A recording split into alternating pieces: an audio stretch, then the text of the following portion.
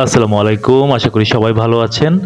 আজকে আপনাদেরকে দেখাবো কক্সবাজারের সবচেয়ে সুন্দর যে বিচটা, সেই বিচ সম্পর্কে। সেটা হচ্ছে ইনানি বিচ। আমাদের সকলের পরিচিত ইনানি বিচ সম্পর্কে আজকে এই ভিডিওতে জানতে পারবেন। ইনানি বিচে গিয়ে আসলে অনেকটা থাইল্যান্ড, মালয়েশিয়ার একটা ফিল পেয়েছি। পানিগুলোর দিকে খেয়াল করলে দেখবেন অনেকটা নীল, নীল আভা রয়েছে। যদিও থাইল্যান্ডের মতো না, তারপরও আপনি খেয়াল করে দেখুন কি সুন্দর পানি, পরিষ্কার পরিচ্ছন্ন। এবং আমরা গিয়েছিলাম প্রায় ১১টা-১২টার দিকে দুপুর টাইমে। ছবি তুলো, ভিডিও করো। দেখি হাই দাও। হাই, একটু ছবি তুলো।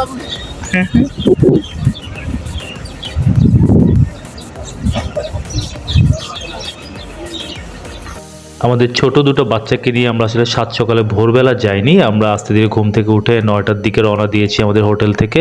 আমাদের হোটেল ছিল সুগন্ধা পয়েন্টে।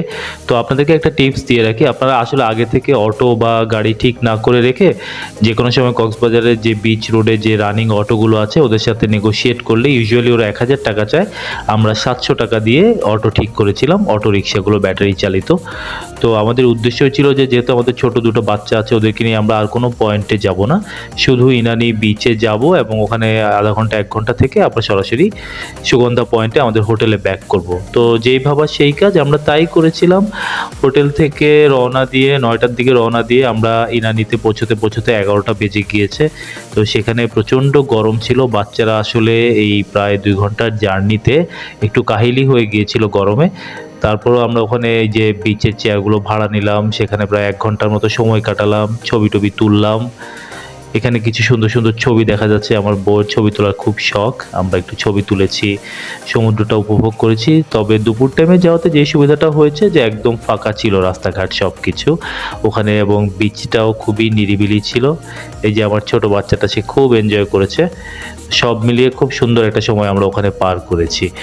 আর বেশিক্ষণ থাকতে পারিনি, ওই যে বললাম দুপুরে কড়া রোদ ছিল, ওই রোদে বাচ্চারাও কাহিল হয়ে গিয়েছিল। আমরাও চিন্তা করলাম যে না, তাড়াতাড়ি দুপুরের মধ্যে হোটেলে ব্যাক করতে হবে, বাচ্চারা খাবে, গোসল করবে, সব কিছু মিলিয়ে আমরা আবার ইনানি বিচ থেকে ১২টার দিকে রওনা দিয়েছিলাম এবং অবশেষে আমরা আমাদের হোটেলে এসে পৌঁছেছি প্রায় দুপুর ২টার দিকে।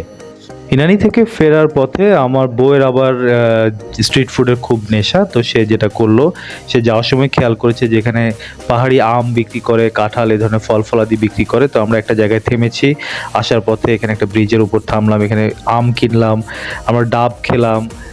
আমরা আসার পথে দেখলাম মেরিন ড্রাইভ রোড এক্সটেনশনের কাজ চলছে, রাস্তাটা ২ লেনের। এই ২ লেনের রাস্তা থেকে ৪ লেন করা হচ্ছে। So which is very good. ফিউচারে এই রাস্তাটা আরও সুন্দর হবে, আরও চওড়া হবে, আরও উপভোগ্য হবে।